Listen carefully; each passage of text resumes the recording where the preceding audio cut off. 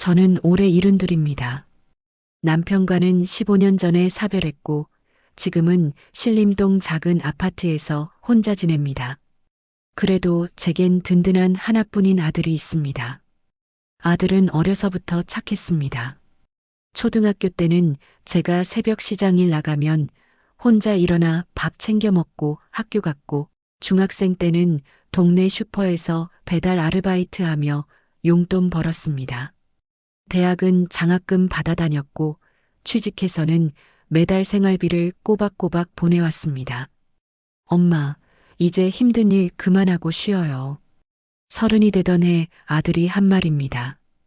그때 저는 아들 덕분에 처음으로 쉰다는 게 뭔지 알았습니다. 시장 일을 그만두고 작은 아파트로 이사했습니다. 매일 아침 눈 뜨면 행복했습니다. 우리 아들 정말 잘 키웠구나 싶었습니다. 아들은 35에 결혼했습니다. 며느리는 괜찮은 사람 같았습니다. 첫 만남에서 공손하게 인사했고 결혼식 날에는 제 손을 꼭 잡으며 어머님 잘 모시겠습니다 했습니다. 저는 그 말을 믿었습니다. 결혼 후 아들은 회사 때문에 경기도로 이사 갔습니다. 차로 1시간 반 거리였습니다. 처음 몇 년은 한 달에 한두 번씩 찾아왔습니다. 손주가 태어난 후에는 한 달에 한 번, 그 다음에는 두세 달에 한 번, 그러다 명절에만 오게 됐습니다. 저는 이해했습니다. 젊은 사람들 바쁘잖아요. 아이들 키우느라 정신없고 직장 일도 힘들고, 그래서 저는 먼저 가겠다고 말하지 않았습니다. 부담 주기 싫었으니까요. 대신 전화를 자주 했습니다. 아들이 받으면 짧게 안부만 물었습니다. 요즘 잘 지내니? 네, 엄마. 바빠서요. 나중에 전화할게요.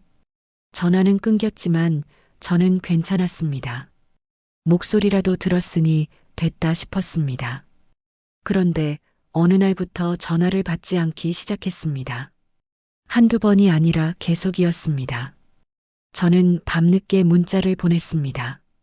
아들아, 엄마야. 바쁘면 괜찮아. 나중에 시간 될 때 전화해.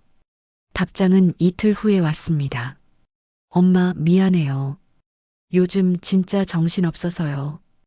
곧 연락드릴게요. 곧이라는 말은 한 달이 되고 두 달이 됐습니다. 저는 그래도 참았습니다. 혼자 있어도 괜찮다고, 나는 건강하니까 걱정하지 말라고 스스로에게 말했습니다. 저녁에 혼자 밥 먹을 때도, TV보다 잠들 때도, 새벽에 잠 깨서 천장만 바라볼 때도 괜찮다고 했습니다. 그러던 어제였습니다. 며칠 전부터 몸이 안 좋았습니다. 자다가 가슴이 답답해서 깨고 숨쉬기도 힘들었습니다. 병원에 가볼까 싶었지만 혼자 가기 무서웠습니다. 그래서 아들에게 전화했습니다. 받지 않더군요. 문자를 보냈습니다. 아들아, 엄마 요즘 몸이 좀 안 좋다. 시간 되면 한번 오너라. 답장은 없었습니다. 그날 오후 저는 옷을 차려입고 시장에 갔습니다. 아들이 좋아하는 사과랑 배를 샀습니다. 손주들 줄 과자도 골랐습니다. 과일 바구니를 예쁘게 만들어서 들고 버스를 탔습니다. 1시간 반을 버스 안에 서서 갔습니다. 자리가 없었지만 괜찮았습니다. 곧 아들 얼굴 본다는 생각에 피곤한 줄 몰랐습니다. 아들 아파트 앞에 도착했을 때는 해가 지고 있었습니다. 저는 엘리베이터를 타고 12층으로 올라갔습니다. 복도를 걸으며 가슴이 두근거렸습니다. 아들이 놀라서 좋아하겠지. 손주들도 할머니 보고 좋아하겠지. 1205 앞에 섰습니다. 초인종을 눌렀습니다. 안에서 아이들 웃음소리가 들렸습니다. 어떤 장난감 소리도 났습니다. 발자국 소리도 가까워졌습니다. 잠깐만요. 며느리 목소리였습니다. 저는 얼굴에 환한 미소를 지었습니다. 문이 열렸습니다. 며느리의 표정이 굳어졌습니다. 웃음기가 싹 사라졌습니다. 어머님? 말투가 달랐습니다. 반갑지 않다는 게 느껴졌습니다. 그래, 나야. 아들 있니? 과일 좀 사왔다. 며느리는 문을 반쯤만 열어둔 채 안으로 고개를 돌렸습니다. 여보, 어머님 오셨어. 목소리에 짜증이 섞여 있었습니다. 안에서 아들이 뛰어나왔습니다. 얼굴이 당황스러워 보였습니다. 엄마 왜 갑자기? 저는 어색하게 웃었습니다. 갑자기? 아니야, 문자 보냈잖아. 몸이 안 좋아서 얼굴 좀 보고 싶어서. 아들이 며느리를 쳐다봤습니다. 며느리가 먼저 말했습니다. 오늘은 좀 애들 낮잠 재워야 되거든요. 손님 오시면 시끄러워서 못 자요. 저는 손님이었습니다. 그 집에서 저는 손님이었습니다. 아, 그래. 그럼 잠깐만 있다 갈게. 얼굴만 보고. 며느리가 말을 끊었습니다. 어머님, 죄송한데 오늘은 정말 안 될 것 같아요. 애들 컨디션이 안 좋아서 일찍 재워야 해서요. 다음에 미리 연락하고 오시면 안 될까요? 그 순간 아들이 눈을 피했습니다. 저를 보지 못하겠다는 듯이 엄마 미안해요.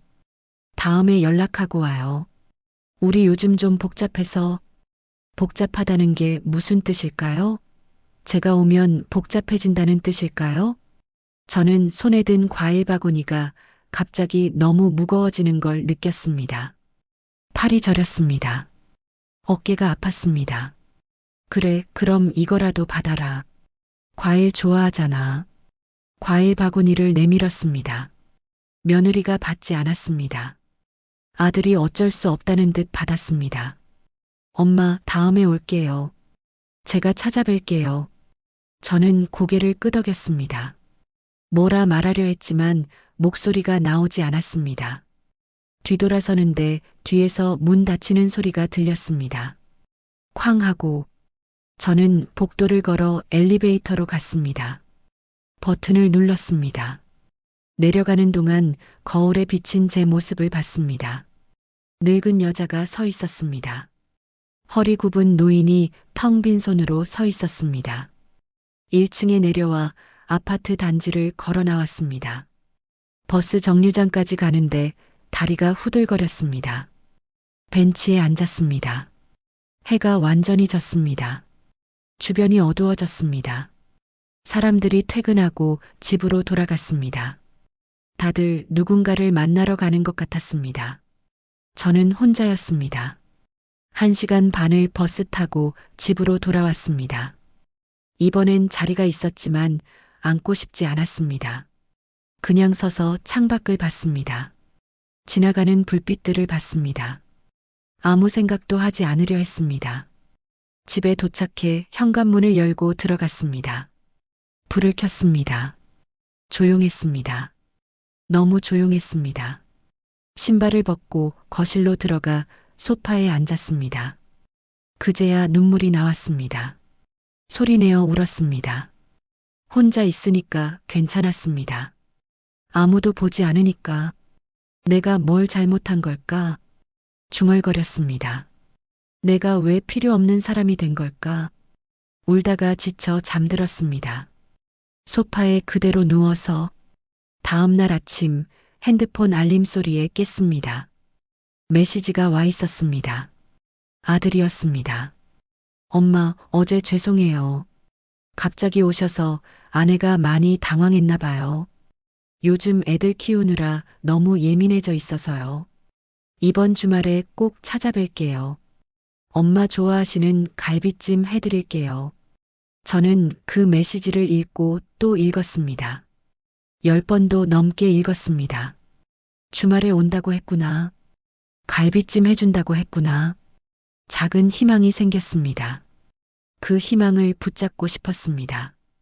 답장을 보냈습니다. 그래, 알겠다. 엄마가 갑자기 가서 미안했다. 다음엔 미리 연락할게. 주말에 기다릴게. 하지만 주말이 지나갔습니다. 아들은 오지 않았습니다. 연락도 없었습니다. 저는 또 기다렸습니다. 그 다음 주말도, 그 다음 주말도. 지금도 저는 기다리고 있습니다. 언젠가 아들이 문을 두드릴 것을 믿으며 그러면서 조금씩 알게 됐습니다.